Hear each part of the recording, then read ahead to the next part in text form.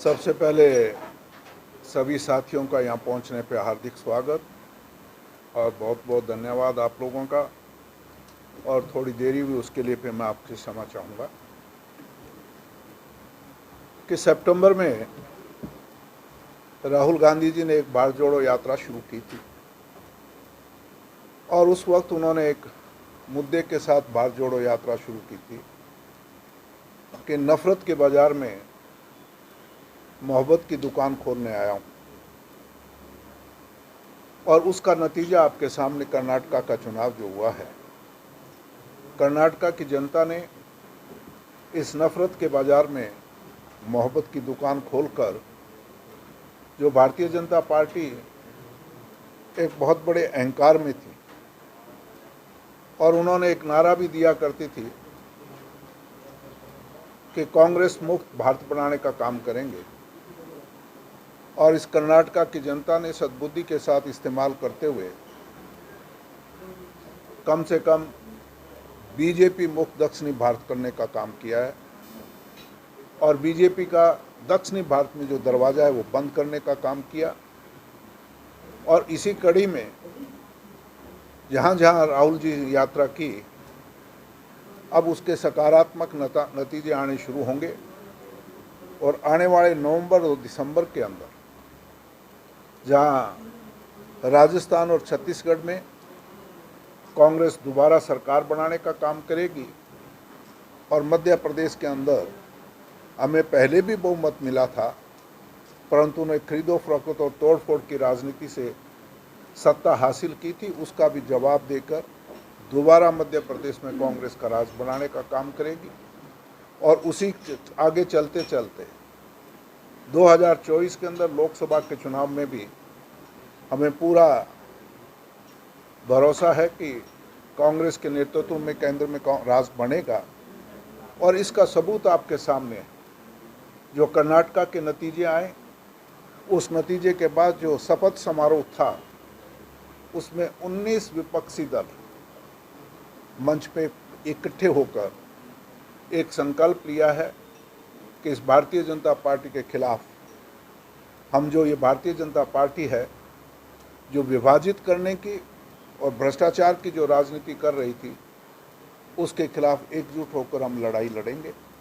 और ये जनता कर्नाटका के हिसाब से उसी तरीके से फैसला देकर केंद्र में भी सरकार बनाने का काम करेगी। जहाँ तक दूसरा मुद्दा जिसके लिए हम भर्त्सना करते हैं और मुख्यमंत्री से मांग भी करेंगे कि वो जनता से माफ़ी मांगे, क्योंकि लोकतंत्र में जनता, जो जहाँ लोकतंत्र कहते हैं वहाँ जनता की अदालत सबसे बड़ी अदालत होती है। उन्होंने नाम दिया है जन संवाद। आप लोग भी गवाह हैं, सबने कहीं ना कहीं जाके उनको कवर किया था। जिस तरीके से जनता का अपमान किया उन्होंने, उसमें कुछ न कुछ से चिंता का विषय है, सोचने की बात है। या तो सत्ता का नशा या अहंकार हो गया मुख्यमंत्री जी को, या शायद बौखलाहट होगी हार को देखकर, कर्नाटका की हार को देख के बौखलाहट हुई। 3 दिन का दौरा था और 3 दौरे के अंदर 4 ऐसे इंसिडेंट करके चले गए जहाँ जनता का अपमान किया। चाहे जो काड़ावाड़ी हल्के में एक बुजुर्ग महिला ने नशे के बारे में बात करनी चाहिए, उसको भी अपमानित करने का काम किया। दवाड़ी के अंदर चाहे वो किसी राजनीतिक पार्टी का हो, हर आदमी को मुख्यमंत्री के दरबार में जाने का अपना हक का अधिकार है, सवाल पूछने का हक है। उस पर भी उन्होंने जिस तरीके से राजा महाराजाओं के दरबार में हुआ कर, ले जाओ इसको, पीटने का काम, इसकी पिटाई कर दो, इस तरह की भाषा। और तीसरा, जिस तरीके से महिला बेटी बचाओ बेटी पढ़ाओ का नारा देने वाली सरकार। एक महिला ने सवाल ही तो किया था, वो निर्वाचित महिला थी, उसने तो सिर्फ न्याय की मांग की थी, कोई ऐसी बात तो नहीं थी। और उसको भी आपको आखिरी शब्द आपने सुना होगा, ले जाओ इसको भी, ये शब्द इस्तेमाल करके।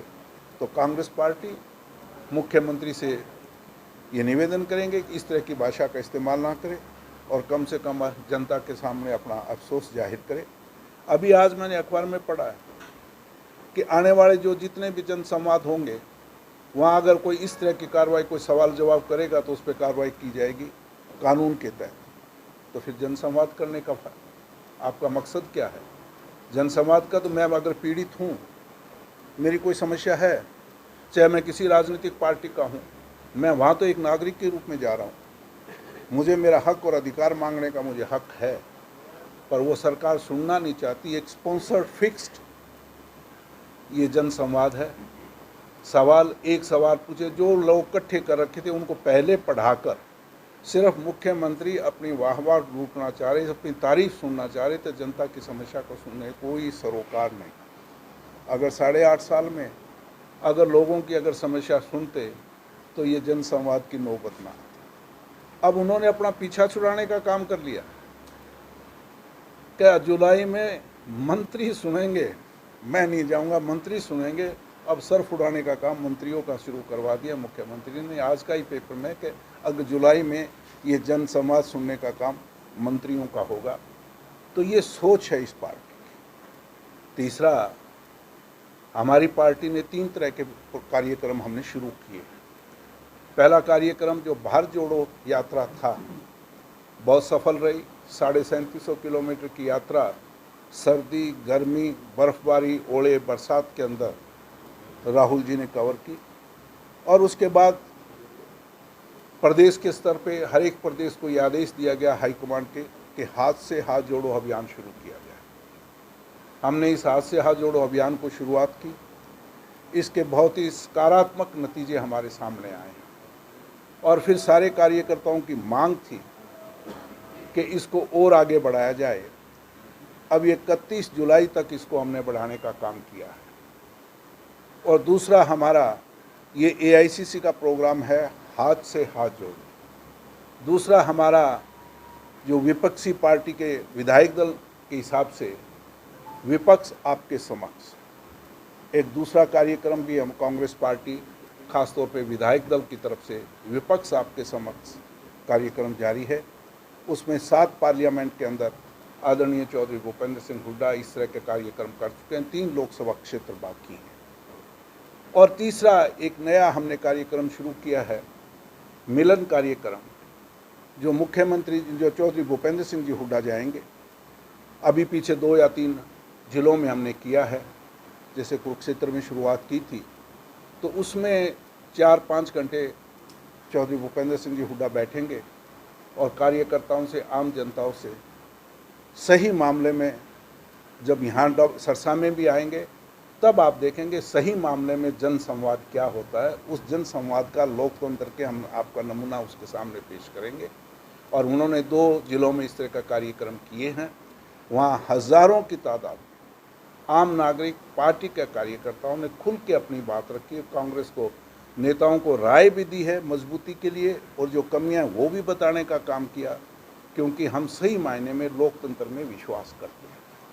इसी कड़ी के अंदर जो हाथ से हाथ जोड़ो कार्यक्रम है, उसी कड़ी के अंदर 28 तारीख हमारे युवा सांसद जो बहुत ही लोकप्रिय हैं, मिस्टर दीपेंद्र हुड्डा जी, 28 तारीख को एतवार के दिन सरसा में आ रहे हैं हाथ से हाथ जोड़ो कार्यक्रम।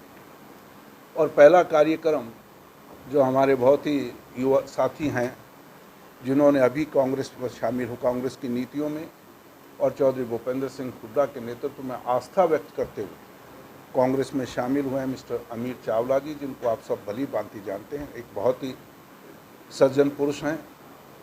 इन्होंने पद पे रहते हुए, एक ऐसा पद जिसको मैं कह सकता हूँ काजल की कोठरी होती है, पर उस काजल की कोठरी पर रहते हुए भी कभी इन पे दाग नहीं लगा, कोई कालख नहीं लगी। ईमानदारी के साथ SS बोर्ड में चाहे सदस्य के रूप में, चाहे चेयरमैन के रूप में इन्होंने बहुत अच्छे काम किए।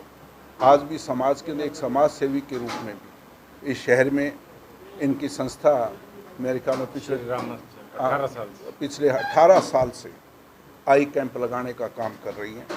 तो ये पहला प्रोग्राम जो इनके पर्ल रिसोर्ट है जो इसार रोड में, वहाँ सुबह 10 बजे दीपेंद्र हुड्डा जी आएंगे, कार्यक्रम करेंगे, वहाँ जनता से रूबरू होंगे, अपनी बात रखेंगे, कार्यकर्ताओं के संवाद करेंगे।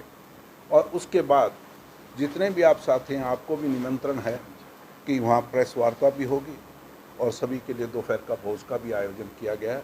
तो इस वार्ता के मार्फत मैं आप लोगों को निमंत्रण भी देना चाहूँगा। भाई अमित चावला की तरफ से वो निजी तौर पे आपको अपना निमंत्रण देंगे, पर फिर भी बड़े भाई होने के नाते मैं इनकी तरफ से आपको निमंत्रण देता हूँ कि आप उस प्रेस वार्ता में भी आएँ और दोपहर के भोज में भी शामिल होने का कष्ट करें। तीसरा, उसके बाद एक दिन में उनके कई प्रोग्राम हैं। रानिया के अंदर भी है, चामल के अंदर भी है, और उसके बाद फिर चक्का में भी है, और उसके बाद शहर के अंदर भी प्रोग्राम हैं। 2 प्रोग्राम हैं, एक जो डिस्ट्रिक्ट के हमारे यूथ कांग्रेस के हैं उनके घर पे भी है, और एक अनाज मंडी के अंदर भी कार्यक्रम है। तो ये कार्यक्रम उस दिन 28 तारीख का दीपेंद्र हुड्डा जी आएंगे। एक बात फिर मैं एक सामने एक चीज़ आपके रखना चाहूँगा कि ये सरकार जो जीरो टॉलरेंस की बात कर रही है, भ्रष्टाचार, मुख्यमंत्री कहते हैं कि जी हमने सारा कुछ पारदर्शिता, ट्रांसपेरेंसी कर दी, जीरो टॉलरेंस है, कहीं भ्रष्टाचार नज़र नहीं आएगा किसी मुद्दे पे। और हमें कांग्रेस पार्टी पे कहा करते थे कि ये कांग्रेस पार्टी CLU के नाम से घोटाले कर रही है। अब ताज़ा आपके सामने, शायद आपने भी सुना एक नहीं सुना, जो कल का या जो एपिसोड जो आपके सामने, तो दो चीज़ आपके सामने एक मैं उस पर रखना चाहूँगा कि एक सोसाइटी जो बनाई गई जिसका नाम था ANA बनाई गई, और झज्जर में इस ANA ने 9 एकड़ ज़मीन खरीदी, और ये 9 एकड़ ज़मीन 2.25 करोड़ में खरीदी गई। 2.25 करोड़ रुपए में 9 एकड़ ज़मीन खरीदी गई, जिस ज़मीन का बाजार का भाव है 45 करोड़ रुपया। 2.25 करोड़ में खरीदी गई, और ये इसको सिर्फ और सिर्फ 12 दिन के अंदर, 12 वर्किंग डे के अंदर CLU मिल गया।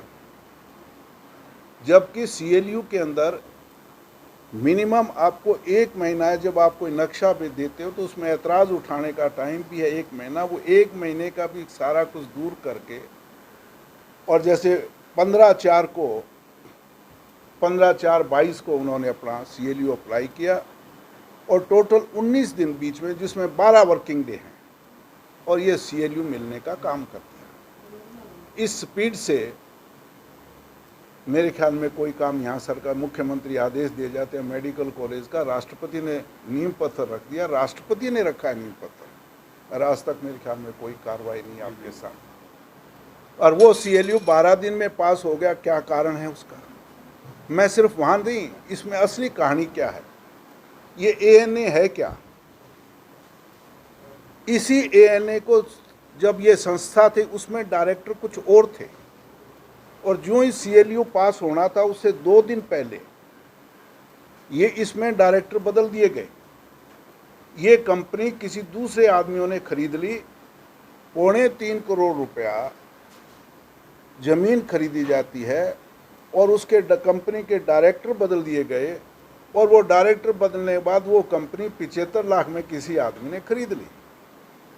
2.25 करोड़ में मैं आज ये जगह खरीदता हूँ, और 2 महीने के बाद यही जगह मैं 75 लाख में मैं बेच रहा हूँ। अब जिसको बेची है वहाँ है क्वेश्चन चिन्ह, इतनी सस्ती में क्यों बेची गई? जबकि CLU की प्रोसेस भी बहुत बड़ी चीज़ है, और वो आपको 2.25 वाली 75 लाख में खरीदी।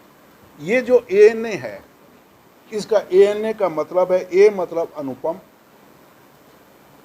N मतलब नीरज, A मतलब आदित्य,